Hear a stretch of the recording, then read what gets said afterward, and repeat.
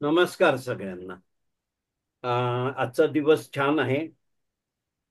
आजचा आपला विषय आहे गीतकार शांताबाई शेळके यांची समृद्ध शब्द यात्रा. आणि हा घेणार आहेत प्रज्ञाताई जोशी. आपल्याला माहिती आहे प्रज्ञाताई जोशींचा शांताबाई शेळकेंवर गाढा अभ्यास आहे आणि तो आपल्या सर्वांपर्यंत पोहोचावा हा आजचा उद्देश आहे. नेहमीच्या प्रथेप्रमाणे आपण शंखनादाने कार्यक्रम सुरू करूया. तर मी विजय ढेंगे यांना विनंती करतो, विजयराव तुम्ही शंखनाद करून. ओम पांचजन्याय विद्महे पावमानाय धीमहि तन्नो शंख प्रचोदयात।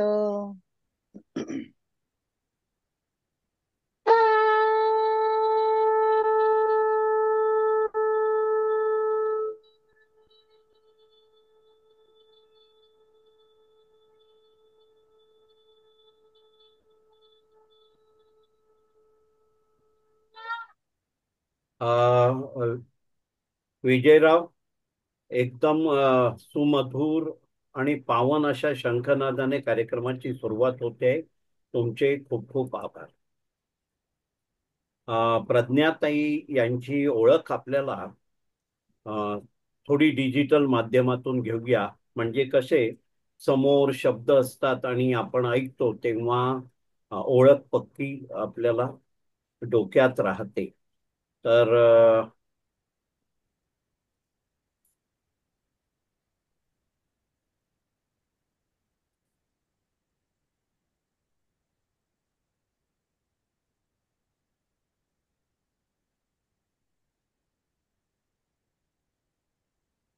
आजचं सादरीकरण आहे प्रज्ञाताई जोशी. आजचा विषय आहे गीतकार शांताबाई शेळके यांची समृद्ध शब्द यात्रा. आता आपण प्रज्ञाताईंची ओळख करून घेऊया.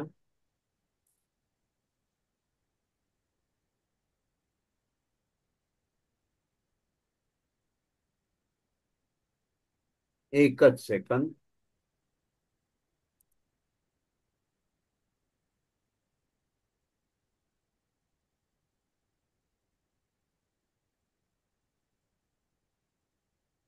शिक्षण MA BEd school management diploma. कार्यकाळ स्वामी विवेकानंद हायस्कूल मधून मुख्याध्यापिका म्हणून निवृत्त, 20 वर्षे पर्यवेक्षक, 20 शाळा व 10,000 विद्यार्थ्यांसाठी चालविले जाणारे वस्तू भांडाराचे 10 वर्षे कार्यवाह आणि उपाध्यक्ष, SSC बोर्डात एक्झामिनर व मॉडरेटर म्हणून 16 वर्षे काम केले. 5 हायस्कूलच्या SSCच्या स्कॉलर बॅचला 15 वर्षे मार्गदर्शन केले. माजी विद्यार्थी संघ आणि पालक शिक्षक संघ यांच्या मदतीने शाळेत अनेक उपक्रम राबवले. परिसंवाद, वादविवाद, व्याख्याने, प्रकल्प, प्रमुख सहभाग असे अनेक परीक्षण केले. शालेय इमारतीचा प्रत्येक कोपरा हा मुलांसाठी प्रेरणा देणारा, त्यांच्या समोर चांगले आदर्श ठेवण्यासाठी, वाचनाची गोडी लागावी यासाठी असा सजवला आहे. त्याची नोंद नाशिकचे उपसंचालक शिक्षणाधिकारी यांनी घेतली होती. तेव्हा ती महाराष्ट्रातील एकमेव अशी शाळा ठरली व शाळेला डोंबिवली गौरव पुरस्कारही प्राप्त झाला. कॉर्नर्स असे होते. पहिला कोपरा पर्यावरण, दुसरा वाचाल तर वाचाल, तिसरा तर सुयश गाठण्यासाठी मना घडवी संस्कार, चौथा ग्रंथ जीवनाचा आधार. आणि असे ते कोपरे आहेत. हा एक कोपरा आहे. दुसऱ्याचं शीर्षक आहे मना घडवी संस्कार. हा एक कोपरा आहे. डोंबिवलीतील स्वामी विवेकानंद विद्या मंदिर या आमच्या संस्थेतून एकूण, एक मिनिट हा, पूर्व प्राथमिक, प्राथमिक 5, माध्यमिक व ज्युनियर कॉलेज अशा 20 शाळा व तेथील 10,000 विद्यार्थ्यांसाठी वह्या वस्तू भांडारातून दिल्या जात. विविध सहकारी वस्तू भांडाराची मी 10 वर्षे सलग कार्यवाह व उपाध्यक्ष म्हणून कार्यरत होते असं त्यांनी लिहिलेलं आहे. त्यावेळेस विद्यार्थ्यांच्या हातात वैशिष्ट्यपूर्ण व त्यांना प्रेरणा देणारी अशी वही देण्याचा माझा मानस होता. म्हणून दरवर्षी निरनिराळ्या प्रकारचे मुखपृष्ठ व त्याचे मलपृष्ठावर विद्यार्थ्यांना प्रेरणा देणारे मजकूर छापून ती वही संग्रही ठेवावी अशी वैशिष्ट्यपूर्ण काम त्या क्षेत्रात त्यांनी केले आहे. त्यांची नोंद पालकांनी आवर्जून घेतली व पसंती दिली. नमुन्यादाखल काही वह्यांचे मुखपृष्ठ आणि मलपृष्ठ आपल्या समोर आहेत. स्वामी विवेकानंद मुखपृष्ठावर आहेत आणि आतमध्ये सुंदर हस्ताक्षरावर एक छान कविता आहे. सुंदर हस्ताक्षर घडवावं लागतं, घटवावं लागतं, काढावं लागतं. सुंदर हस्ताक्षर टपोऱ्या दाण्यासारखं असतं, सुंदर मोत्यासारखं असतं, निर्भेळ आनंदासारखं असतं वगैरे. तसंच जसा तुम्ही विचार कराल, हे डावीकडे आहे, धीर सोडू नका उजवीकडे आहे, आणि खाली ना शिवखेरा, यश तुमच्या हातात. शिवखेरा हा जागतिक एक प्रबोधन देणारा व्यक्ती आहे, लाईफ कोच आहे. आणि त्याचं इंग्लिश मधलं टॅगलाईन आहे, यू कॅन डू इट किंवा आय कॅन डू इट आहे माझ्याकडे. पण तसंच यश तुमच्या हातात असं शीर्षक इथे मराठीत केलेलं आहे. ते I can and I will बहुतेक हे त्यांचं, म्हणजे मी करू शकतो आणि मी करणार आहे, हे त्यांचं बोधवाक्य आहे. मनाचे भरण पोषण करा डावीकडे आहे, उजवीकडे वाचनाचे महत्व आहे. ते ही सगळी मलपृष्ठावरची परचे मजकूर आहेत जे मुलांच्या समोर वर्षभर राहतील. उजवीकडे आहे धोके, त्याच्यानंतर वृक्ष ही राष्ट्राची संपत्ती आहे, हे मुखपृष्ठ आहे. उजवीकडे अ आ इ ई आहे. लेखन, शैक्षणिक शोधनिबंध व लेख, वर्तमानपत्रे, मासिक, स्मरणिकेतून लेखन, कृती संशोधन, शोधनिबंध व प्रशंसापत्र लेखन. प्रशंसापत्र लेखन मध्ये त्यांचा हातखंडा आहे. टिळकनगर ज्येष्ठ नागरिक संघात सातत्याने 10 वर्षे कार्यकारिणीत सक्रिय सहभाग केला, हा सामाजिक योगदानामध्ये आहे. पर्ल विजन संस्थेच्या अंध विद्यार्थ्यांसाठी कार्य चालू आहे. माझी विद्यार्थिनी पी आर हायस्कूल, तालुका धरणगाव, बालकवींचे गाव, जिल्हा जळगाव या नात्याने शाळेच्या शतक महोत्सवी वर्षात विद्यार्थी व शिक्षकांसाठी तब्बल 38 स्पर्धा व उपक्रम त्यांनी राबवून घेतले. हा शाळेचा फोटो आहे. माझी विद्यार्थिनी पी आर हायस्कूल, तालुका धरणगाव, बालकवींचे गाव, जळगाव. पुरस्कार, यशवंतराव विद्यापीठात स्कूल मॅनेजमेंट डिप्लोमा नंतर राबवलेल्या उपक्रमानंतर उपक्रमशील शिक्षक पुरस्कार, आदर्श शिक्षक पुरस्कार, महाराष्ट्र पत्रकार संघ कल्याण ठाणे, फेस्कॉम अधिवेशन आयोजन राज्य पातळीवर, कोकण साहित्य परिषद ठाणे फेस्कॉम आणि वासन आय केअर राज्य पातळीवर या सम अनेक निबंध स्पर्धेत पारितोषिके आणि मानचिन्हे. काही सत्कार स्वीकारतानाचे त्यांचे फोटो आहेत. हा पण एक सत्कार स्वीकारतानाचा फोटो आहे. हा पण एक सत्कार स्वीकारतानाचा फोटो आहे. आयुष्य असं भरगच्च असावं तसं शिक्षक पेशामध्ये राहून आणि बराच काळ मुख्याध्यापिका राहून स्वामी सारख्या शाळांच्या समूहातून एवढं काम करायला मिळणं आणि ते करणं, हा योगायोग नसतात, याच्यामध्ये सातत्याने केलेलं कार्य असतं. तर हा पण एक सत्कार स्वीकारतानाचा आहे. स्वामी विवेकानंद विद्या मंदिर डावीकडे प्रज्ञाताई बसलेले आहेत. हा आपला रघुवीर नगर ज्येष्ठ नागरिक संघातर्फे सन्मान करताना. टिळकनगर ज्येष्ठ नागरिक संस्था, त्याच्यात त्यांनी बरेच वर्ष कार्य केलेलं आहे. इथे गोविंदराव पण आहेत उजवीकडे, आणि उजवीकडून बसलेल्या दुसऱ्या आहेत त्या प्रज्ञाताई आहेत. तिसऱ्या आपल्या डॉक्टर रामाणे आहेत. चौथ्या आपल्या मीराताई आहेत. सगळे ओळखीचे आहेत. ही दिंडी पालखी सोहळ्यात सामील संस्थेचे सभासद. पालखी आहे मागे. टिळकनगर ज्येष्ठ नागरिक संस्था वर्धापन दिनी बोलतानाचा फोटो आहे. जाणीव वृद्ध सेवाश्रम पाचघर येथे भेट दिली तेव्हाचा फोटो आहे. जागतिक अंध दिवस विद्यार्थ्यांसोबत फोटो आहे. दिलासा विरंगुळा केंद्रात या 5 भगिनींनी एकदा कार्यक्रम केला होता. फार छान झाला होता तो कार्यक्रम. तेव्हा प्रज्ञाताई त्या कार्यक्रमात आहे. आणि 5 जणींनी 5 अशाच ऐतिहासिक 5 वीरांगणांवर कार्यक्रम केला होता. जसा आपण आज जातोय शांताबाईंच्या कार्यक्रमाला तसं. आपल्या दिलासा विरंगुळा केंद्रातर्फे ज्येष्ठत्वात स्वतःची ओळख हे सन्मानपत्र स्वीकारताना. आणि हा बघा, माननीय गिरीश ओक यांच्या हस्ते सत्कार प्राप्त. अशा प्रकारे आपण शांताबाई आपल्या प्रज्ञाताई जोशींची ओळख करून घेतलेली. याचा विषय आहे गीतकार शांताबाई शेळके यांची समृद्ध जीवन यात्रा. आपण आता ह्याच्या पुढे जरा पण वेळ न दौडता प्रज्ञाताईंना विनंती करूया की प्रज्ञाताई आपण आपल्या विषयाला सुरुवात करा, म्हणजे आम्हाला तुमच्याकडून बरंच काही आज ऐकायचं आहे. प्रज्ञाताई जोशी, करा सुरुवात. सर्वांना माझा नमस्कार. नमस्कार.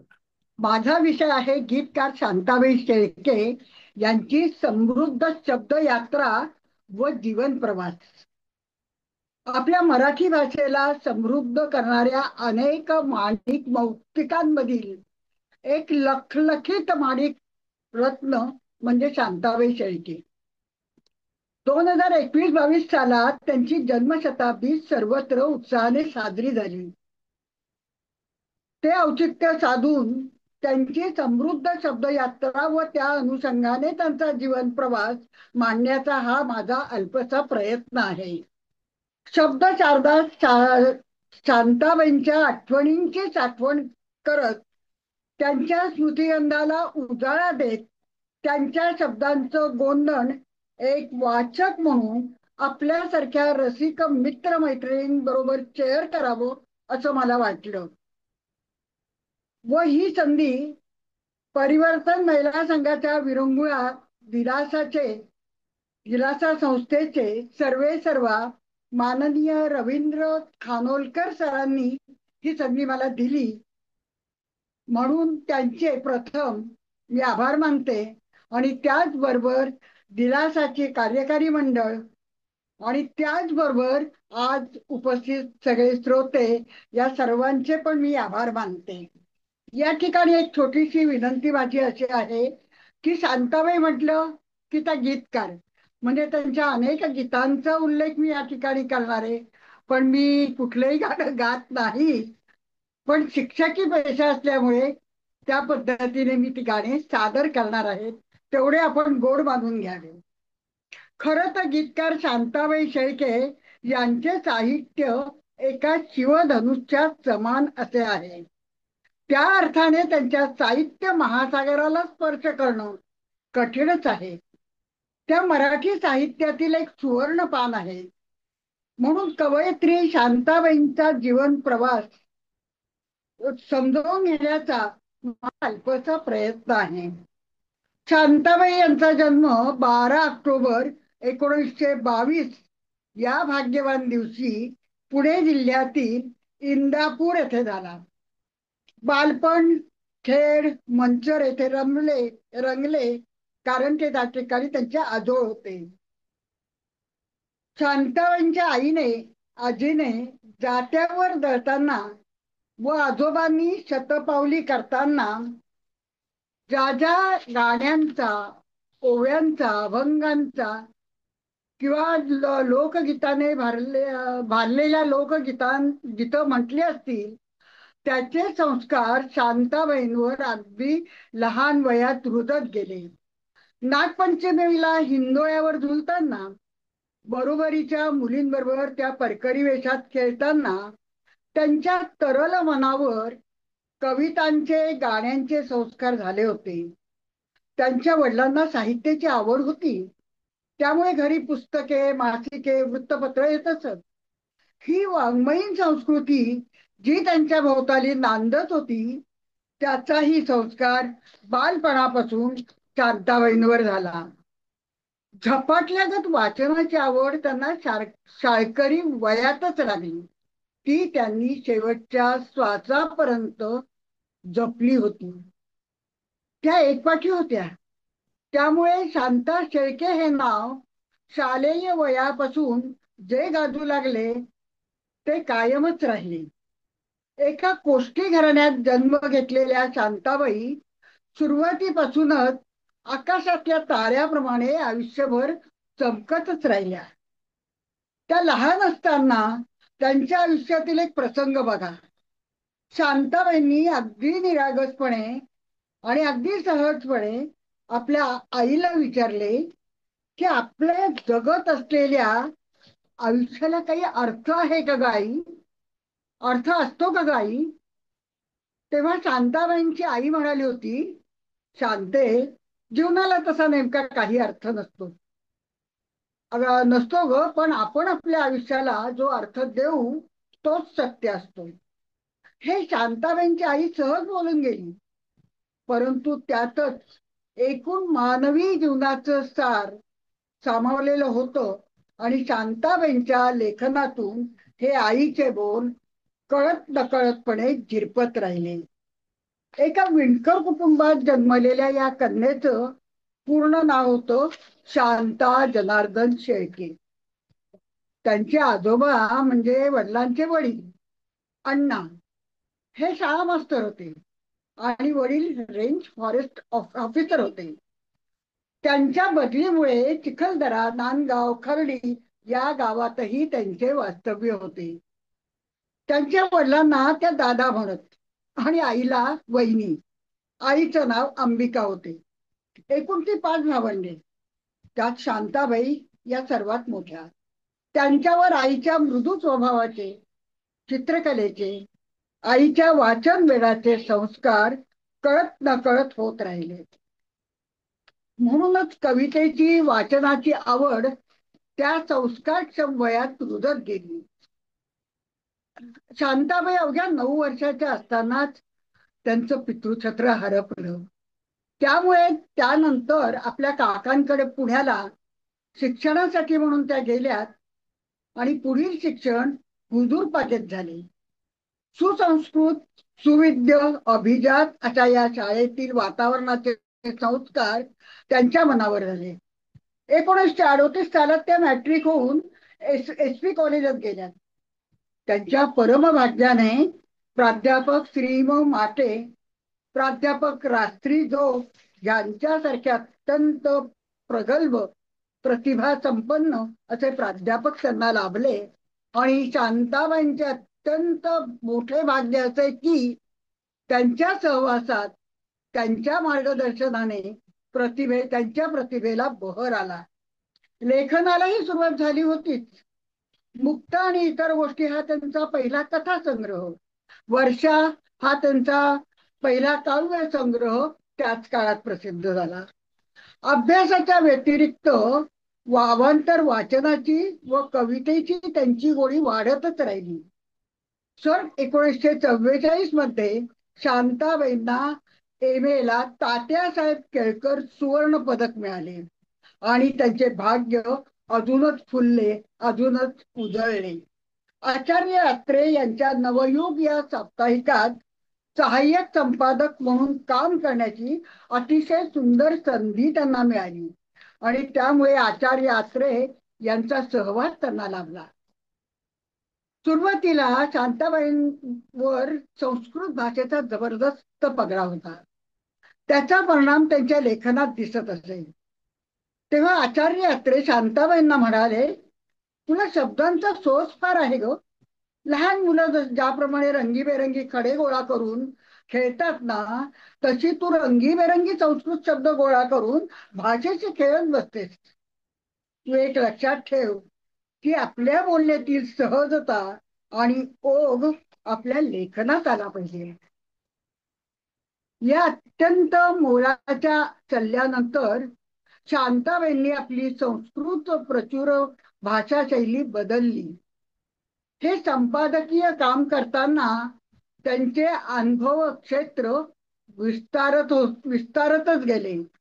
लेखनाच्या विविध प्रकारच्या अनुभवाची शिदोरी त्यांना येथेच मिळाली. साहित्य संदर्भातल्या अनेक गोष्टी येथेच शिकायला मिळाल्या. माझी मराठी भाषा साधी, सोपी, सुबक झाली हे आचार्य अत्र्यांचे माझ्यावर मोठे गुण आहे असे शांताबाई स्वतः कबूल करतात. पुढे आपण बघतो की शांताबाईंचं समग्र लेखन ब्रह्मकमळासारखं सहजपणे गंध उधळीत उमलून आले आहे. विविध आणखी साहित्य पैलूंनी नटलेले एक विलोभनीय व्यक्तिमत्व म्हणजे शांताबाई शेळके. मराठी साहित्य क्षेत्रातील एक अजरामर नाव म्हणजे शांताबाई शेळके.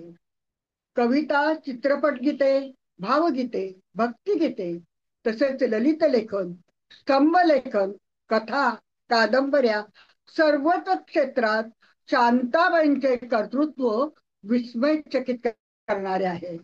100च्या वर पुस्तके लिहिणारी ही लेखिका खरं तर माणूस म्हणून कशी असेल हे जाणून घेण्याची उत्सुकता अर्थात सर्वांनाच आहे. लेखिका म्हणून शांताबाईंचं श्रेष्ठत्व निर्विवाद आहे.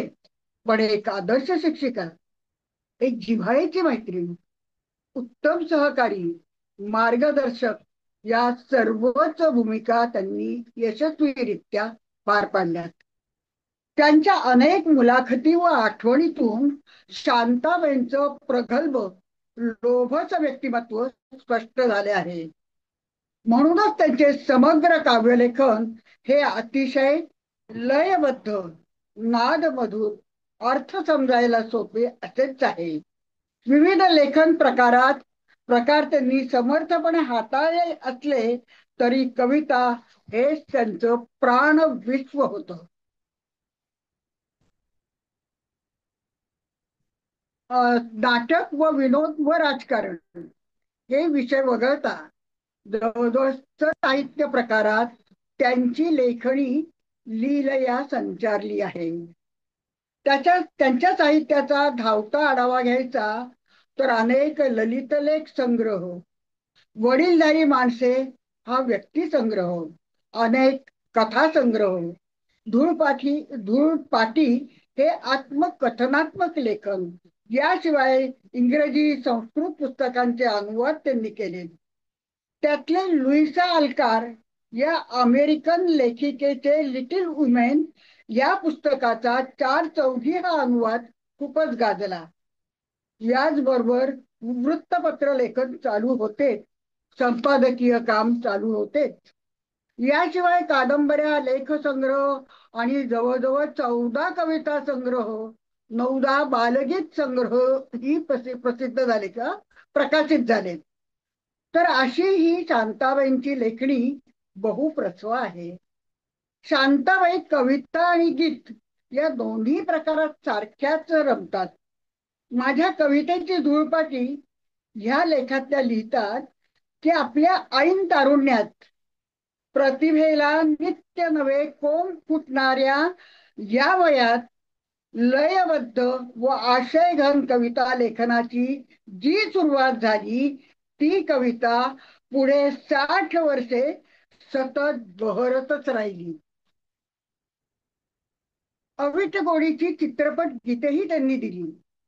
शांताबाई म्हणतात, कवितेत कला महत्वाची असते, गीतांमध्ये कामगिरी महत्वाची असते. कविता सुचते तेव्हा लिहिली जाते, पण गीत लिहून देण्यासाठी आपण इतरांशी बांधले जातो. गदी माडगुळकरांसारखी त्यांचीही गीतं अत्यंत लोकप्रिय झाली. चित्रपटातील प्रसंगानुसार उत्कट भावदर्शन घडवणारी गीते त्या लिहून देत. परभाषेतील गीतांवरून त्यांनी मराठीत काही भावगीते आणि लावण्या तयार केल्या.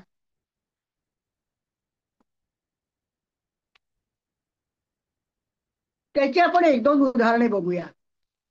झुमका गिरा रे बरेली के बाजार में या भोजपुरी गाण्यावरून भुगडी माझी सांडली ग जाता साताऱ्याला, ही अप्रतिम लावणी तयार झाली.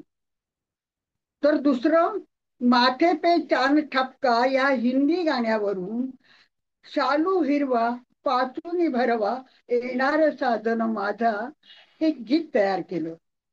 गदिमा व शांताबाईंच्या रचनांना लताबाईंचे स्वर मिळाले, म्हणून या कविता रसिकांपर्यंत पोहोचल्या आणि स्वरांच्या हिंदोळ्यावर त्यांची गाणी झुलतच राहिली. शांताबाईंच्या गीत रचनेच्या विविधतेबद्दल काय बोलावं. प्रेमगीतापासून लोकगीत, लावणी, ओवी, भक्तिगीत, कोळीगीत, भावगीत, नाट्यगीत असे विविध प्रकारांचे गीत रचनेत हाताळ सॉरी नाट्यगीत असे विविध प्रकार त्यांनी गीत रचनेत हाताळले आहेत. त्यांचे गीत आपल्याशी हितगुज करते, कायमस्वरूपी आपल्या ओठांवर रेंगाळते. त्यांची काही गाणी गंभीर तर काही उडत्या चालीची, काही डोळ्यात पाणी आणणारी तर काही गालावर हसू उमटवणारी. लता मंगेशकर, आशा भोसले, किशोरी आमोणकर, जितेंद्र अभिषेकी, सुधीर फडके इत्यादी प्रसिद्ध व लोकप्रिय गायकांनी शांताबाईंच्या शब्दांना स्वर दिले. आधीच भावपूर्ण व उत्कट आशय असलेल्या या रचना स्वरांमुळे रसिक हृदयाला अधिकच भिडल्या. आजही तुमच्या आमच्या ओठावर त्या रेंगाळत आहेत. येथे वानगी दाखल काही गाण्यांची एखाद दुसरी ओळ किंवा ओळी आपण आठवूया.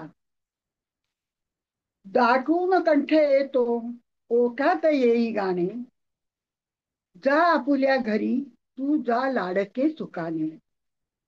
दाटून कंठ येतो ओठात गाणी येई गाणे, जा आपुल्या घरी तू जा लाडके सुखाने.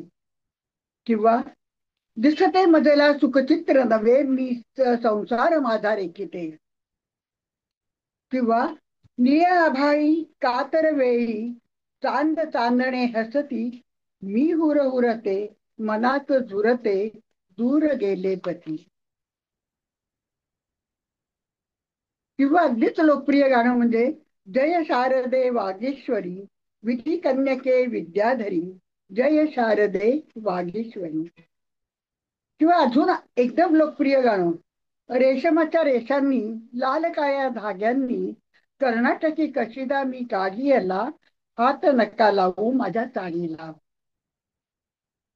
किंवा अजूनच एक सुंदर गाणं, ऋतू हिरवा ऋतू परवा पाचूच्या वनी रुजवा.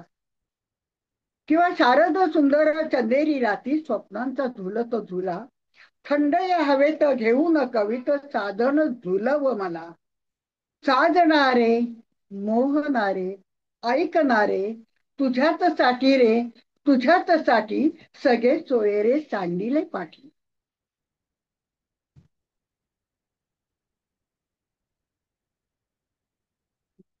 अशी कितीतरी गाणी आपल्या सर्वांना आठवत राहतील, खरं तर आठवतच असतात.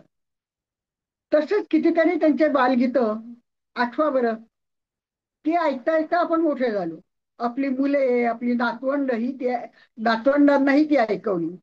अशीच ही मनाला भावणारी काही बालगीतांची पण आठवण आपण या ठिकाणी करूया. विहीनबाई विहीनबाई उठा आता उठा, विहीनबाई विहीनबाई उठा आता उठा, भातुकलीच्या साऱ्या तुम्ही केला चट्टा मट्टा. पाऊस आला वारा आला पान लागले नातू, पाऊस आला वारा आला पान लागले नातू, थेंब टपोरे गोरे भरभर गारा वेचू. आई बघ ना कसा हा दादा, मला चिडवायचं हाच त्याचा धंदा. किंवा टक टक टाकीत टापा चाले घ्वा घोडा, पाठीवरती जीन मखमली पायी रुपेरी तोडा. टक टक टाकीत टापा चाले हा घोडा, पाठीवरती जीन मखमली पायी रुपेरी तोडा. आई म मका मी तुझा मापा, दे मला मुका. अशी कितीतरी आठवावीत अशी ही सगळी गाणी आहेत. शांताबाईंचं जीवन असे संगीतमय असले तरी तसं बघितलं तर शांताबाईंचं जीवन शेवटपर्यंत एकाकीच होतं. त्या सर्वांमध्ये होत्या, पण मनाने त्या एकट्याच होत्या. त्यांच्या या एकाकीपणाची जाणीव त्यांच्या जन्म जान्हवी या कविता संग्रहातील अनेक कवितांमधून आपल्याला जाणवते. आता हीच कविता बघा ना. कवितेचं नाव आहे दाट. दाट अंधारात आले आहे तेव्हा प्रथमच भयभीत होते माझे मन, खिजवू लागते मला प्राणातले एकाकीपण. निर्दय नावाची त्यांची एक कविता आहे. मी एकटीच इथे या भयान एकांतात आहे कधीची एकाकी बसून. किंवा शेवट ही त्यांची कविता आहे. हाती हात आहे तरी उरात खोल एकाकीपण, किंवा एकलेपण, तरी उरात खोल एकलेपण. तर असो, आपण जरा पुढे जाऊया. शांताबाईंची पैठणी, चंद्रकला, मायलेकी या कवितांमधून आपल्याला दोन पिढ्यातील अंतर दिसते. स्पृहा जोशी आणि इतर अनेक कलाकारांमुळे या कविता विशेष भावपूर्ण रीतीने लोकप्रिय झाल्यात. शांताबाईंनी आपल्या या प्रतिभावारल्या अस्तित्वासंबंधीचे उत्कट व सत्य भाव कवितेत प्रगट करताना म्हटले होते की, काय म्हणतात त्या, असे न मी नसे न मी तरी असेल गीत हे, असे न मी नसे न मी तरी असेल गीत हे, फुला फुलात येतल्या उद्या हसेल गीत हे, फुला फुलात येतल्या उद्या हसेल गीत हे. शांताबाईंना एका दुर्धर आजाराने पछाडलं, पण तो आजार नाही जाहीर न करता 6 जून 2002 रोजी शांताबाई कुणालाही न सांगता हे मर्त्य विश्व मागे ठेवून वयाच्या 80व्या वर्षी निघून गेल्या. या घटनेला आता 23 वर्ष झाले, पण त्यावेळेस सारा महाराष्ट्र हळहळला होता. या सर्व पार्श्वभूमीवर हे शब्द, ही कविता किती सार्थ होती ते आपण या ठिकाणी बघणार आहोत. कवितेचं नाव आहे हे शब्द. असे न मी नसे न मी तरी असेल गीत हे, असे न मी नसे न मी तरी असेल गीत हे, फुला फुलात येतल्या फुला फुलात येतल्या उद्या हसेल गीत हे. असे न मी, असे न मी कोणाचं काय ठाऊक कसे कुठे उद्या असेल. निळ्या नभात रेखिली नकोस भावना पुसू, तुझ्या मनीच राहिले तुला कळेल गीत हे, असे न मी नसे न मी तरी असेल गीत हे. तशा ह्या अनेक त्यांच्या कविता आहेत की ज्या आपल्याला अंतर्मुख करतात. आता पण त्यांच्या मैत्रीबद्दल एक आठवण काढूया.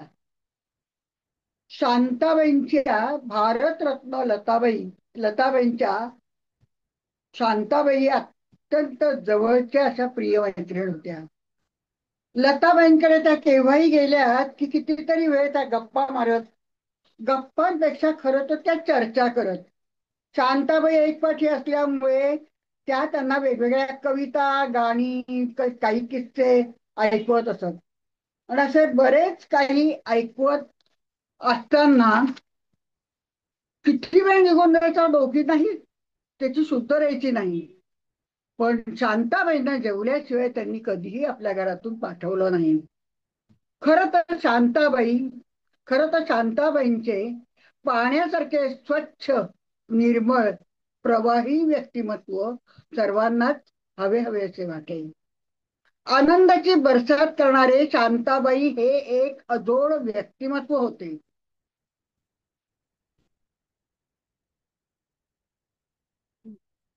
शांताबाई हे एक अगदी अजोड व्यक्तिमत्व होते. त्यांच्या अनेकांशी स्नेहसंबंध जुळून आले होते, ते कधीही न चुकण्यासाठी. कारण शांताबाईंचे कोणाशी काहीच मागणे नव्हते.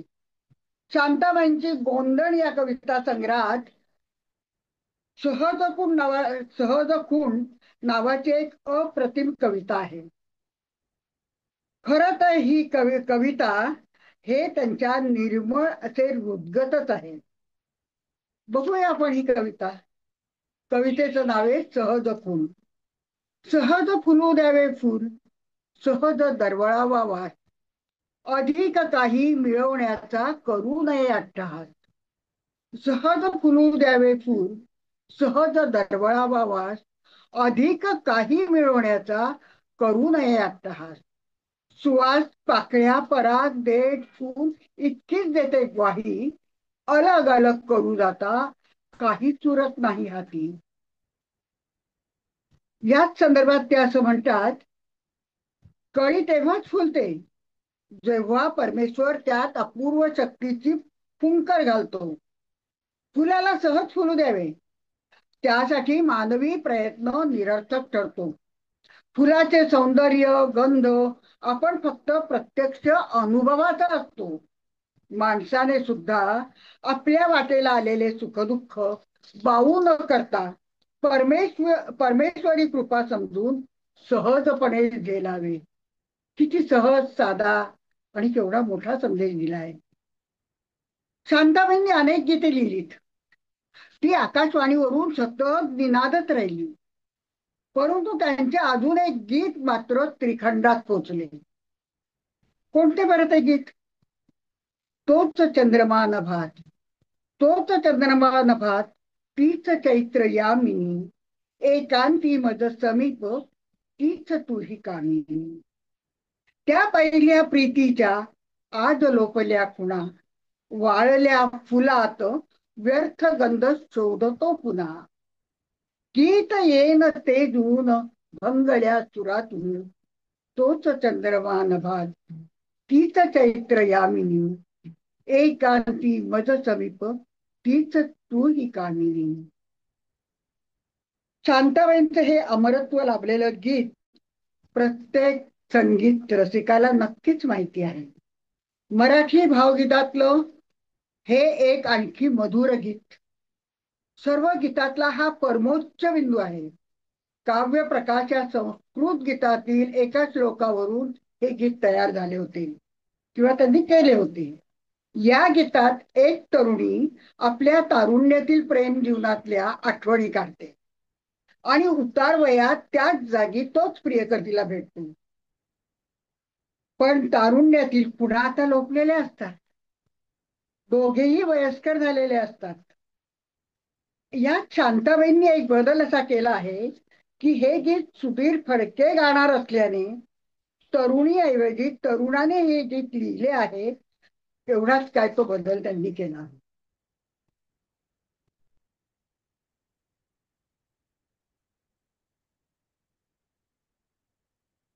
हे गीत म्हणजे शाश्वत प्रेमाचा विरह व्याकुळ चंद्र शीतल गारवा या गीतात आहे. विरहाचा आर्त स्वर ऐवत या अप्रतिम गीताचा जन्म झाला. आणि शांताबाईंचे भाग्य असे की या अमर झालेल्या विरह गीताला श्रेष्ठ संगीतकार श्री सुधीर फडके यांनी संगीतबद्ध करून स्वतः तो विरही स्वर प्रकट करत ते हे गाणे गायले आहेत. अप्रतिम चाल, अप्रतिम गीत आणि अप्रतिम स्वर या त्रिवेणी संगमावर हे शांताबाईंचं गीत आज 60 वर्षे केव्हाच उलटून गेली तरी अजून रसिकांच्या मनात अष्टप्रहर झुलत आहे. काही थरथरून टाकणाऱ्या सुधीर फडके यांच्या स्वरात हे गीत ऐकताना प्रत्येकाच्या गळ्यातील हुंदका अनावर होतो आणि हेच तर त्या गाण्याचं यश आहे. शांताबाईंच्या अजून एका गीताचं आपण नक्कीच आठवण करूया किंवा त्याची आठवण जागवूया. या जीव लगा रे दूर घर माझे. तसे बघितलं तर त्यांची अनेक गीतं त्यांचं काव्य अमरत्व घेऊनच शांताबाईंच्या शब्दविभोर शब्दांमधून प्रगट झाले. पण आशा भोसले यांच्या आवाजातलं हे गीतही सर्व दिशांनी पसरले आहे. जीव लगा राहिले रे दूर घर माझे, पाऊल थकले माझ्यावरचे जड झाले उंची. या गाण्याची एक आठवण शांताबाईंनी आपल्या एका मुलाखतीत सांगितली आहे. ती अशी आहे की पंडित हृदयनाथ हृदयनाथांना पंडित दीनानाथांच्या एका चालीवर गाणे हवे होते. प्रथम त्यांनी ते गाणे कोणाकडून तरी करून घेतले होते, पण तरी सुद्धा त्यांना ते गाणे शांताबाईंच्या कडून करून हवे होते. आणि म्हणून एक दिवस ते सहज शांताबाईंकडे गेले. त्यांनी चाल सांगितली. ते गप्पाच मारत होते, पण बोलता बोलता शांताबाईंचे गाणे कागदावर उतरले सुद्धा, म्हणजे लिहून सुद्धा तयार झाले. पण त्यातला एक शब्द काही मनाला रुचत नव्हता. तेव्हा क्षणाचाही विलंब न करता पंडित हृदयनाथांनी तेथे जीवलगा हा शब्द सुचवला, आणि तोच शब्द त्या गाण्याचा प्राण शब्द झाला. असे असते मोठ्या माणसांचे मोठेपण, जे त्यांच्या साधेपणात शोभून दिसते. तर हेच ते गाणं, राहिले रे दूर गरमाचे, पाऊल थकले माझ्यावरती, जड झाले ओझे, जीवलगा राहिले रे दूर घर माझे. शांताबाईंच्या कविता आणि गीते हे मराठी भाषेचं वैभव आहे. त्यांची ललित मधुर तरल भाषा हे त्यांच्या ललित लेखनाचं सुंदर स्वरूप आहे. कविता हा त्यांचा प्राण होता. तसे त्यांनी जपानी हायकूंचेही अनुवाद केले होते. पण शब्दांवर शांताबाईंचं अतोनात प्रेम होते. हे शब्द या कवितेत शांताबाईंचं ते प्रेम पुरेपूर आपल्याला दिसून येते. हे शब्द, ही जी त्यांची कविता आहे, हे शब्द प्रेम मनापासून त्या त्या कवितेमध्ये प्रगट करतात. ती कविताच ऐका ना. कवितेचं नाव आहे हे शब्द. प्रत्येक या शब्दावरी माझा ठसा माझा ठसा, प्रत्येक या शब्दावरी माझा ठसा माझा ठसा, हे शब्द माझा चेहरा, हे शब्द माझा आरसा, शब्दासवे मी जन्मले, शब्दातून मी वाढले, हा शाप हे वरदान, हा दैवे दिलेला वारसा. पुढे त्या असेही म्हणतात, शब्दात काळीज गोठते, शब्दात रक्त फाळते, शब्दातून इथर कापती, आणि वाहते माझ्या नसा नसातून. अशा या शब्दांमधून काळजाचा ठाव घेणाऱ्या व आपल्या कवितांनी प्रत्येकाच्या मनात घर करणाऱ्या हळव्या मनाच्या शांताबाईंचं जीवन दर्शन येथे आपल्याला जाणवते. त्यांच्या मनातील खऱ्या भावना त्यांनी शब्दातून सर्वांपर्यंत पोहोचवल्यात. म्हणून शांताबाई मराठी साहित्यातलं सुवर्ण पान आहे, असं अगदी सर्वांनी मान्य केलं आहे. शांताबाई या शब्दाबद्दल पुढे लिहितात. या शब्दाबद्दलच त्यांनी लिहिलेलं आहे की काट्यावरून चालताना सर्व अंग रक्तबंबाळ होते, तसे कधी कधी हे शब्द काटे होऊन आपल्यातच घुसतात आणि मनाला रक्तबंबाळ करतात, म्हणजे असह्य वेदना देतात. तर कधी हे शब्द फुल कोमलचे होऊन जीवनाला आनंदी क्षणांचा स्पर्शही करतात. या त्यांच्या वक्तव्यातून त्यांच्या जीवनातील काही कटू प्रसंगाची जाणीव आपल्याला त्या करून देतात.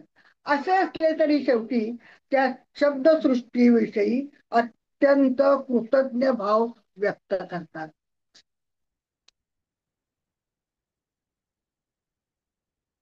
आता आपण 20व्या शतकातील शांताबाई व मराठी साहित्य संदर्भात थोडासा विचार करूया.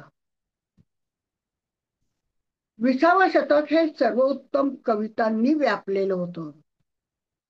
या भारावलेल्या कविता विश्वातला शांता शेळके हा एक तेजस्वी, अवघे नभांगण उधळून टाकणारा तारा होता. शांताबाईंच्या कविता आणि गीते यांचं एवढं गारुड आपल्यावर आहे की एका पाठोपाठ एक गाणं आपल्या स्मृतीपटलावरून पुढे पुढे सरकत राहतं. आता हेच बघा ना, दरवर्षी गणेशोत्सव येतो. दरवर्षी गणेशावर नवी नवी गाणी पण येतात. पण गणराज रंगी नाचतो,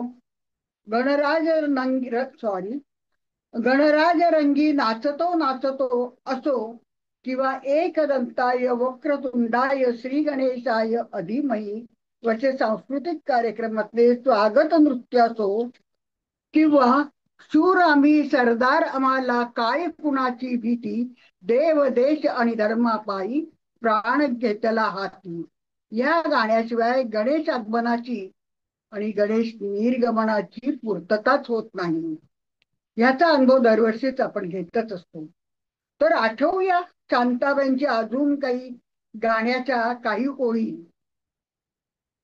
आपल्या वयाचा सुद्धा विसर पाडणारे गाणे म्हणजे पप्पा सांगा कुणाचे, पप्पा माझ्या मम्मीचे, मम्मी सांगा कुणाची, मम्मी माझ्या पप्पांची.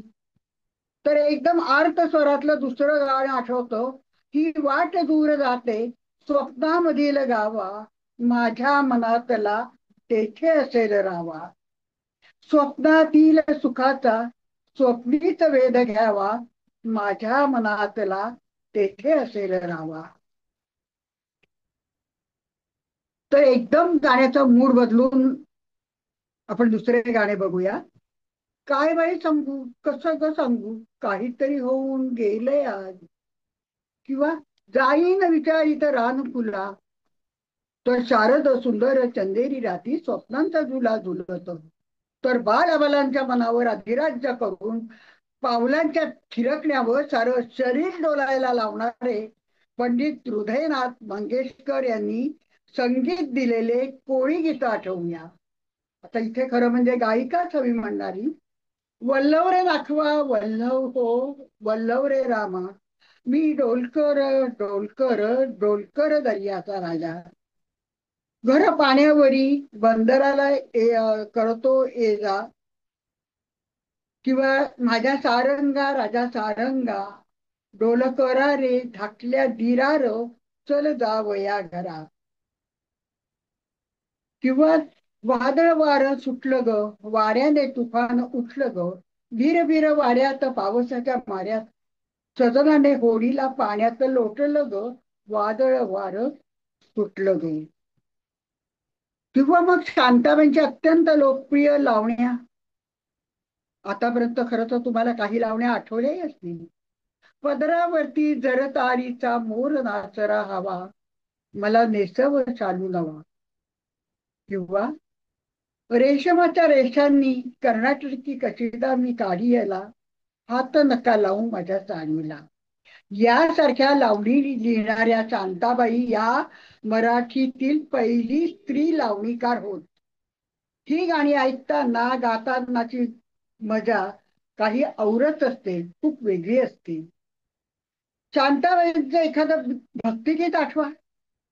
मागे उभा मंगेश पुढे उभा मंगेश, हे गाणे ऐकताना प्रत्येक घराचा गाभारा होतो, याचा अनुभव आपणही घेतला असेल. तर एकदम वेगळ्या धाटणीचं गाणं आपल्या समोर होतं, ते कोणतं ते बघा. दिससी मजला सुखचित्र नव्हे, मी संसार माझा रेखिते, पासून नाव सांग सांग गाव सांग सांग, गोडवाणी नको हसू, नाव नको नाव गाव नको पुसू, किंवा जरा थांब थांब.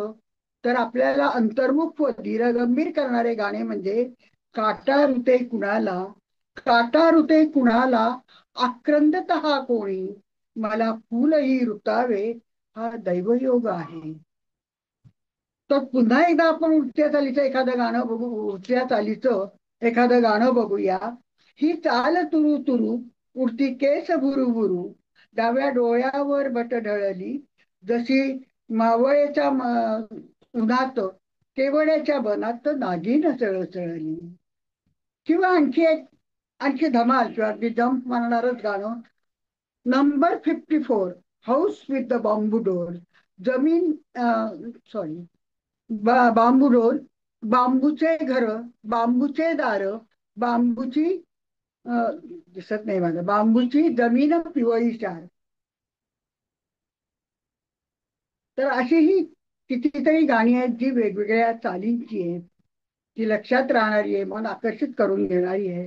अशी किती किती शांताबाईंची गाणी आठवावी, त्याची गणती करणं अशक्य आहे. शेवटी त्यांच्याच शब्दात म्हणावेसे वाटते, शब्द हेच माझं जगणं, शब्द हेच माझं आयुष्य होतं.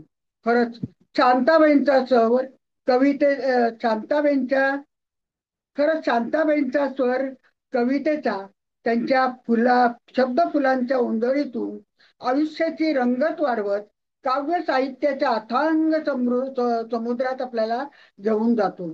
खरंच समाजाला गाणं देणाऱ्याचे फार उपकार आहेत समाजावर, असंच म्हणावंसं वाटतं.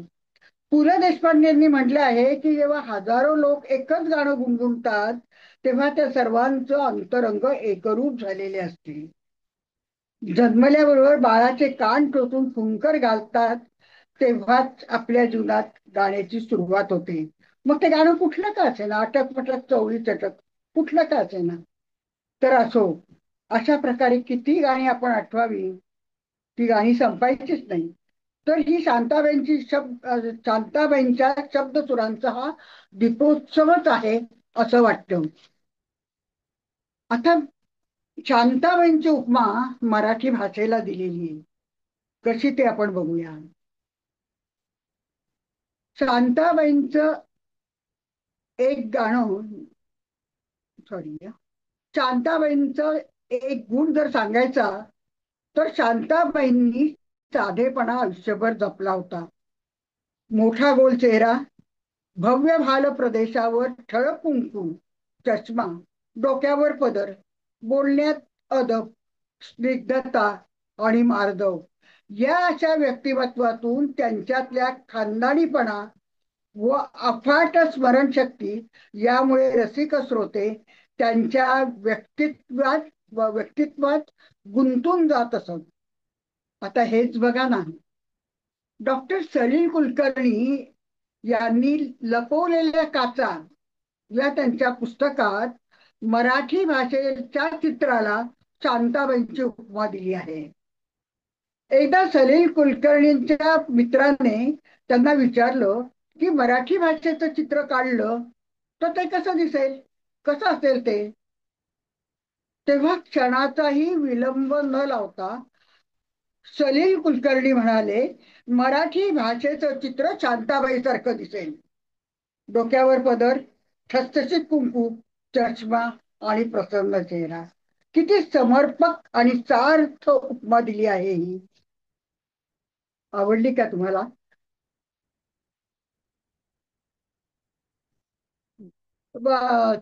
भावानुकूल चित्रपट गीते लिहिणारी गीत लेखिका म्हणून शांताबाईंना प्रसिद्धी मिळाली.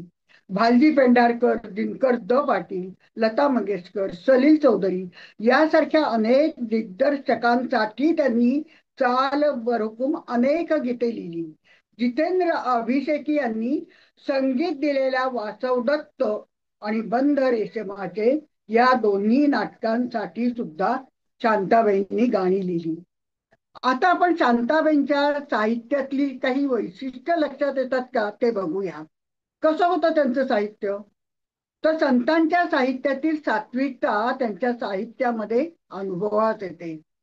पंडितांच्या काव्यातील विद्वत्ता, शाहिरांच्या काव्यातील ललित मधुर उन्मादकता त्यांच्या साहित्यामध्ये आढळते. शांताबाईंच्या कथा या संदर्भात बोलायचे तर बालपणी त्यांनी अनुभवलेल्या अनुभवांचे ते शब्दचित्र आहे. प्रौढ जीवनातील शहरी अनुभव सुद्धा त्यांच्या कथेत आहेत. अगदी सहज सुंदर अशी त्यांची कथाशैली आहे. त्यांचं ललित लेखन ही मानवी वैश्विक स्तर देऊन त्यांनी केले आहे. अनुवाद लेखनातून पुनर्निर्मितीचा आनंद मिळावा या गांभीर्याने शांताबाई यांनी त्यांचे अनुवाद लेखनाचे कार्य केले आहे. आता इतकंच मोठं साहित्य करणाऱ्या साहित्यिकेला पारितोषिके तर भरपूर मिळणार. आपण वानगी दाखल थोड्याशा पारितोषिकांचा उल्लेख मी या ठिकाणी करणार आहे की त्यांचे सर्वच लेखन त्यांनी त्यांची सौंदर्य दृष्टी, रसिकता, मानवी भूमिका सहजतेतून अभिव्यक्त केली आहे. त्यांना अनेक पुरस्कार मिळाले. पुरस्कारामुळे लेखकाची प्रतिष्ठा वाढते हे खरे, पण काही वेळा लेखकामुळे पुरस्काराची सुद्धा प्रतिष्ठा वाढते. आता पुरस्कारांची थोडक्यात यादी आपण बघूया. काही यशवंतराव चव्हाण पुरस्कार, कुसुमाग्रज पुरस्कार, सु. ल. गद्रे मातोश्री पुरस्कार, सरस्वती हा चांगले साहित्य पुरस्कार, चिमणतारा, गोंधण या पुस्तकांना हा शासकीय पुरस्कार लाभला आहे. मागे उभा मंगेश या गीतासाठी त्यांना चूर सिंगार हा पुरस्कार मिळाला आहे. भुजंग या चित्रपटातील गीत लेखनासाठी केंद्र सरकारचाही पुरस्कार त्यांना मिळाला आहे. पण सर्वात मोठा पुरस्कार कोणता, असं जर प्रश्न आपल्या मनात निर्माण झाला तर तो हा. शांताबाईंना सर्वात मोठा सन्मान व पुरस्कार 1986 साली मिळाला. आळंदी येथे भरलेल्या 69व्या अखिल भारतीय मराठी साहित्य संमेलनाच्या अध्यक्ष या पदाने त्यांना सन्मानित करण्यात आले. याच वर्षी म्हणजे 1996 मध्ये आळंदीच्या संजीवन समाधीला 700 वर्ष पूर्ण झाली आणि म्हणून अखिल भारतीय मराठी साहित्य संमेलन आळंदी येथे संपन्न झाले होते व या संमेलनाचे उद्घाटन त्यांची प्रिय मैत्रीण गान सम्राज्ञी भारतरत्न लता मंगेशकर यांच्या शुभ हस्ते झाले होते. आपल्या उद्घाटनाच्या भाषणात लताबाई अत्यंत प्रेमाने आणि जिव्हाळ्यात शांताबाईंविषयी म्हणाल्या की यावर्षी शांताबाई संमेलना अध्यक्ष आहेत. हा त्यांच्या आयुष्यातील आनंदाचा व भाग्याचा क्षण आहे. आमच्या दोघांची मैत्री फार निकटची आणि जिव्हाळ्याची आहे. त्यांच्याशी गप्पा हा एक रसाळ अनुभव आहे. माझी ही साधी सरळ निगर्वी मैत्रीण संमेलनाध्यक्ष झाली त्यामुळे आमच्या संपूर्ण घराला आनंद झाला आहे. शांताबाईंना ज्ञानदेवाविषयी विलक्षण प्रेम होते. सख्या ज्ञानदेवा ही त्यांची कविता मराठी विषयीचं प्रेम व्यक्त करते. मराठी साहित्यात एक स्त्री लेखिका म्हणून सुद्धा त्यांचं स्थान अढळ झालं होतं तोपर्यंत. साधारण 1940 नंतरच्या मराठी वाङ्मयाचा आढावा घेतला तर मराठीमध्ये स्त्रियांनी प्रारंभी काव्यलेखन केलं असलं तरी एकूण स्त्रियांचं काव्यलेखन अगदीच कमी आहे. पुढे 1975 नंतर मराठी साहित्यात कवयित्रींची संख्या वाढली, पण तत्पूर्वीच्या टप्प्यावर काव्यलेखन करून मराठी कवितेतील स्त्रियांची उणीव शांताबाईंनी भरून काढली. विविध साहित्य प्रकारात लेखन करणाऱ्या शांताबाईंचं व्यक्तिमत्व बहुआयामी आहे. शांताबाईंच्या साहित्यात त्यांच्या मागासलेल्या समाजातील घुसमट व्यक्त होऊ लागली होती. दरम्यान 1940 ते 1975चा आढावा घेऊया की या काळात वेगवेगळ्या विचारांनी प्रभावित होऊन साहित्य लेखन करणाऱ्या लक्षणीय लेखकांमध्ये स्त्री लेखिका म्हणून शांताबाईंचं स्थान आढळ झाले होते. शांताबाईंच्या तारांकित व्यक्तिमत्वाचे अनेक पैलू होते. त्यांच्या अत्यंत स्नेहशील स्वभावाने साधेपणा जपला होता. त्यांच्यातील भूतदया हा गुण सांगताना मांजराचे उदाहरण देता येईल. त्यांना मांजरी पाळण्याचा छंद होता. त्यांना चित्रकलाही खूप आवडत असे. माणूस काय मूल काय प्रत्येकात काही ना काही दोष असतातच. शांताबाई लहानपणी खूप खोड्या करत असत, खोटे बोलत असत, दुसऱ्यांच्या घरी एखाद्या वस्तू करता हट्ट करत असत. अशी ही लहानपणीची स्वतःची ओळख त्यांनी मोठ्या मनाने करून दिली आहे. महाराष्ट्रातल्या पहिल्या गीतकार म्हणून त्यांना जो सन्मान मिळाला त्या संदर्भात आपण बघूया. शांताबाईंना महाराष्ट्रातल्या पहिल्या स्त्री गीतकार म्हणून यश मिळाले. त्यावेळी बालपणची आठवण सांगताना त्या म्हणतात की लेखिका म्हणजे त्या स्वतः 5-6 वर्षाच्या असेल तेव्हापासून आजोबा अंगणात फेऱ्या मारत स्वतःचीच ओव्या, श्लोक, काही पदे व इतर प्रकारची रचना गुणगुणत आणि तरी त्या मोठ्या आवडीने आणि कुतूहलाने ते ऐकत असत. त्या अभंग पदातील धावते गतिमान चित्रण, त्यातील यमक अनुप्रास यांची लेखिकेला मोठी गंमत वाटे. शांताबाई म्हणतात की गीतकार म्हणून आत्ता मिळालेल्या यशाचं रहस्य अशा बालपणातील सुप्त अवस्थेत दडून बसलेले होते. शांताबाईंनी गद्य अनुवादाचा श्री गणेशा नवयुग मध्येच केलेला असला तरी त्यांच्या अनुवादाला कलात्मक परिमाण हंस या मासिकात दिसून येतो. या मासिकात दर महिन्याला त्यांची अनुवादित कथा छापून येत असे. शांताबाईंच्या अभिरुचीला मुंबईतल्या वास्तव्याने प्रगल्भ आणि विकसित केली. एक आदर्श शिक्षिका, प्राध्यापिका, सहकारी, मार्गदर्शक या भूमिका यशस्वीपणे पार पाडत असताना शांताबाई मुंबई सेन्सॉर बोर्डावर 3 वेळा निवडून येऊन सलग 15 वर्षे सेन्सॉर सदस्य म्हणून त्यांनी नोकरी केली. या सर्व काळातील मराठी भाषेचा चौफेर अभ्यास ही शांताबाईच्या नोकरीची मागणी होती. म्हणजे सतत भाषेचा अभ्यास त्यांचा चालू होता. भारतात त्यावेळी 4 सेन्सॉर बोर्डाची प्रमुख केंद्रे होती, पण सर्वात जास्त काम मुंबई बोर्डाला पडले. मुंबई ही बहुभाषिक असल्याने मराठी, गुजराती, हिंदी, इंग्रजी या 4 प्रमुख भाषांमधले चित्रपट शांताबाईंना बघावे लागत. तसंच तेलुगू व बहुभाषिक चित्रपटही त्या बघत असत. त्याचा फायदा त्यांना झाला. त्या चित्रपटातील गाणी ऐकायला मिळत. त्याचा फायदा त्यांनी स्वतःसाठी करून घेतला. इंग्रजी चित्रपटांशीही खूप जवळून ओळख झाली. या चित्रपटांचे प्रदीर्घ अनुवाद शांताबाईंनी केले व वाचकांना ते मनापासून पसंत पडले. त्याच्या शाळकरी वयापासूनच चित्रपट बघत. अयोध्येचा राजा तसा तो पहिला मुखपट, तसा तो बोलपटही होता. असे अनेक चित्रपट, विशेषतः प्रभातच्या या चित्रपटांनी अनेक अज्ञात अनोख्या भूकांचीही तृप्ती केली, हे शांताबाईंनी प्रांजळपणे कबूल केले आहे. त्या म्हणतात की जीवनातल्या गहन समस्येकडे बघावयास, त्यांचा विचार करावयास मला या चित्रपटांनी शिकवले. चित्रपटातील अभिनय व गाणी यांच्याद्वारा माझ्या मनावर कितीतरी सुंदर संस्कार केले. पुढे शांताबाई म्हणतात की देवदास सारख्या चित्रपटाने त्यांना उत्कट आणि उदात्त अशा शोकात्मतेची नियतीच्या अगम्य आणि अनाकलनीय स्वरूपाची परिचय करून दिला. नंतर त्यांनी आत्मज्ञान, जीवनदर्शन, तत्वचिंतन या विषयावरही भरपूर वाचन केले. पुन्हा आपण एकदा त्या गीतकार म्हणून त्यांचा विचार करूया. गीतकार किंवा गीत रचनाकार शांताबाई म्हणजे आपल्यासाठी नक्षत्राचं देणंच आहे. पट, भूपाळी, द्वंद्वगीत, भक्तिगीत, चित्रपटांसाठी लिहिलेली गीतं, कोळी गीतं आणि लावणीचा बाज असलेली गीतं, ही सारी गीतं लिहिण्यासाठी शांताबाईंनी जी शब्द कळा अवगत केली होती ती सहज, सुंदर व अभिजात आहे. त्यांच्या रचनाबंधामध्ये वैविध्य आहे.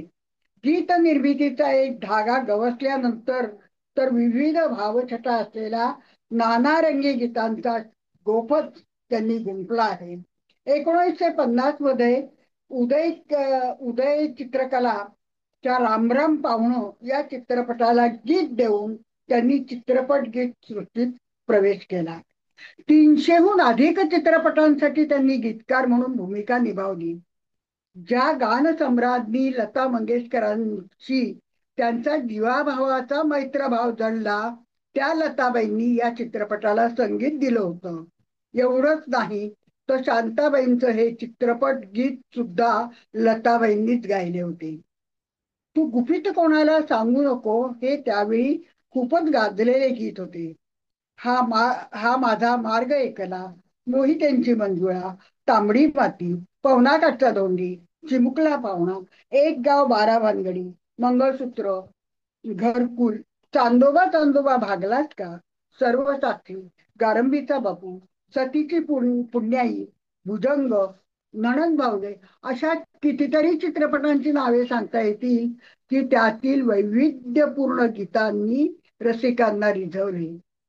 शांताबाईंच्या गीतांना अनेक नामवंत संगीतकारांनी पार्श्वसंगीत दिले आहे. प्रत्येक संगीतकाराची शैली वेगळी असते. वसंत पवार, दत्ता डावजेकर, राम कदम, लताबाई, हृदयनाथ मंगेशकर, अशोक पत्की आदी साऱ्यांनीच त्यांच्या गीतांना संगीत दिले आहे. सुधीर फडके जेव्हा त्यांच्या गीतांसाठी संगीत दिग्दर्शक असत तेव्हा तर ते 12-12, 13-13 वेळा गीत रचना परत परत करायला सांगायचे.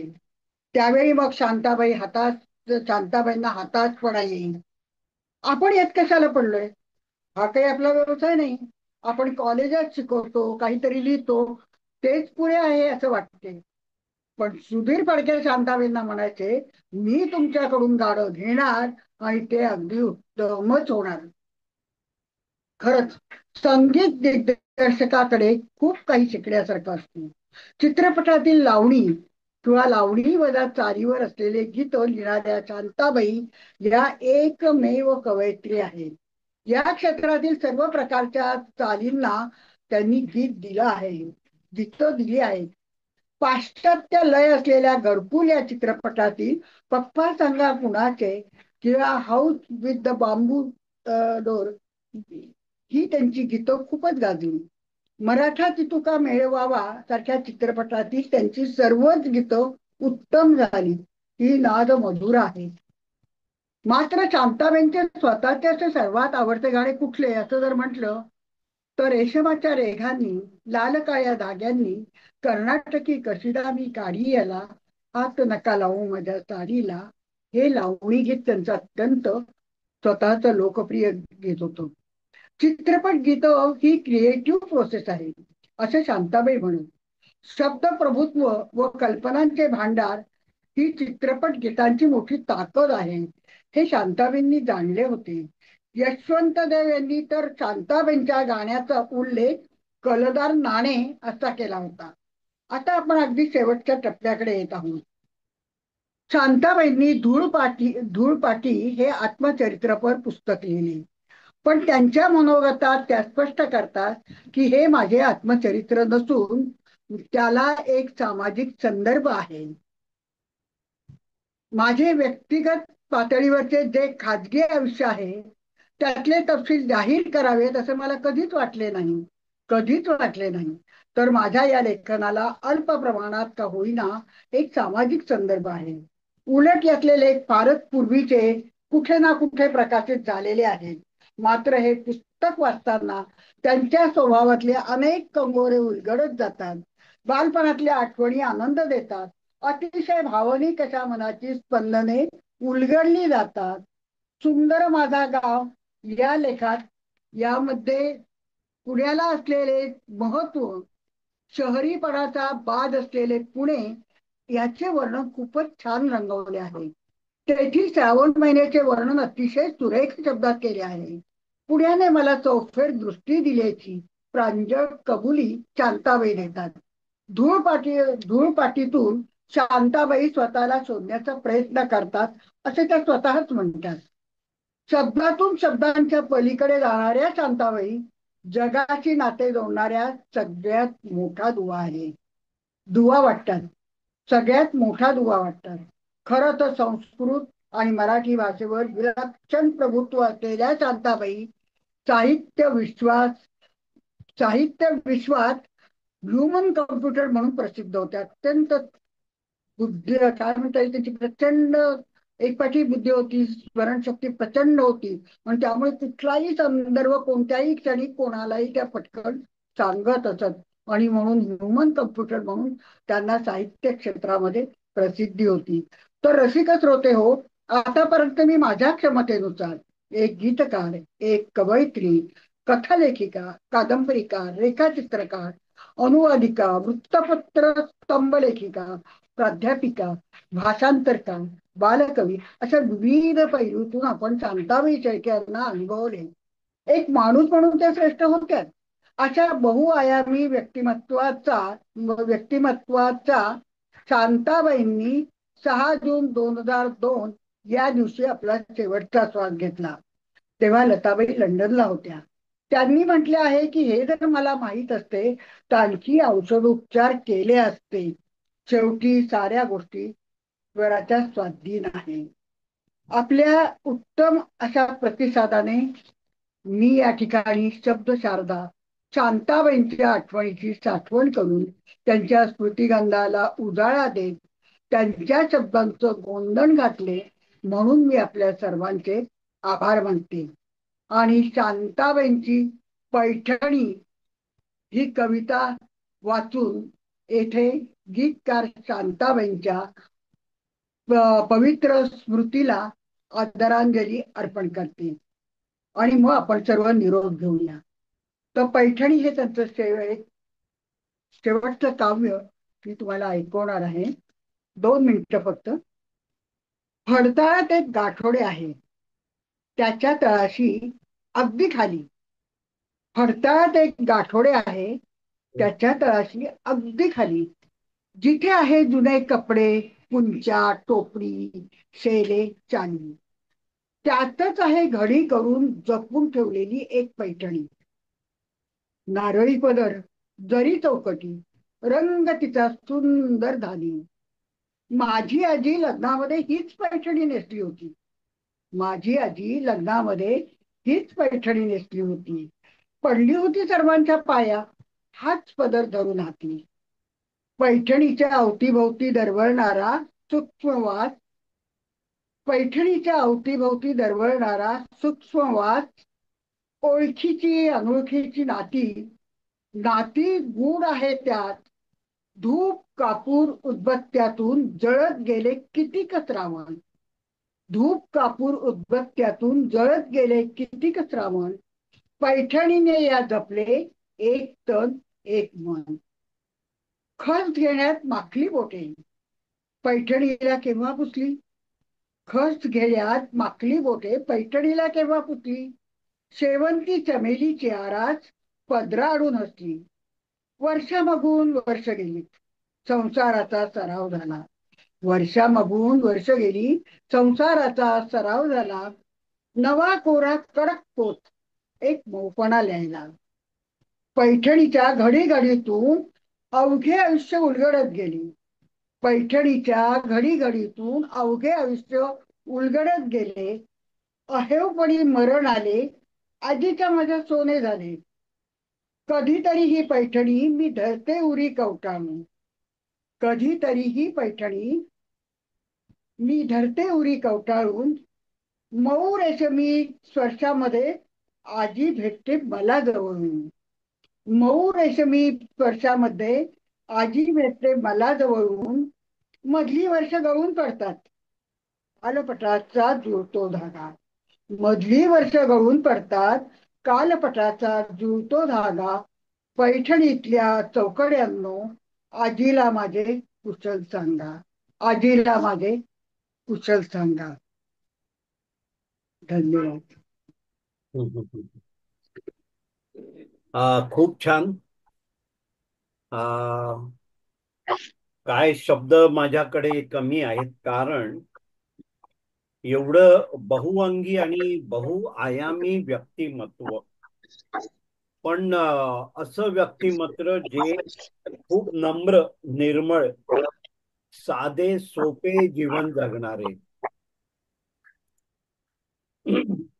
बऱ्याच प्रसिद्ध लोकांशी त्यांचा संबंध आलेला आहे. बऱ्याच म्हणजे त्याच्यात आपण नाव घेतलं मंगेशकर फॅमिली, हृदयनाथ, लताताईंपासून ते सुधीर फडके बाबूजींपर्यंत.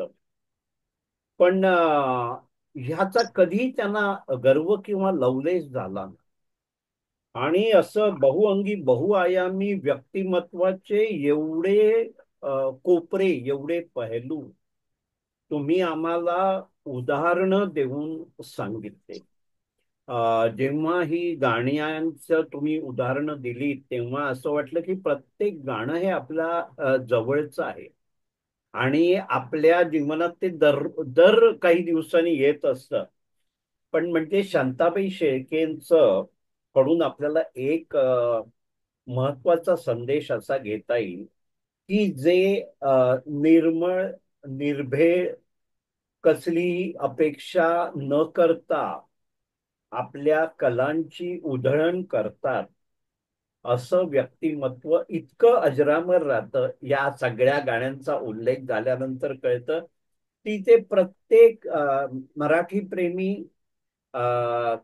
लिटरेचर वाङ्मय प्रेमी आणि संगीत प्रेमी व्यक्तीच्या हृदयाच्या जवळ जाऊन बसतात. आणि एवढं विलक्षण व्यक्तिमत्व तुम्ही एवढं अभ्यासपूर्वक खूप मेहनतीने सगळा मजकूर जमा करून कारण फार पसरलेलं व्यक्तिमत्व आहे, कितीही सोपं सिंपल असलं तरी. कारण त्यांचा सगळ्या ठिकाणी संचार होता तो आमच्यापर्यंत व्यवस्थित छान उत्तमरित्या पोहोचवल्यात. तुमचे खूप खूप आभार. आणि आजच्या कार्यक्रमात आपण इथे थांबू.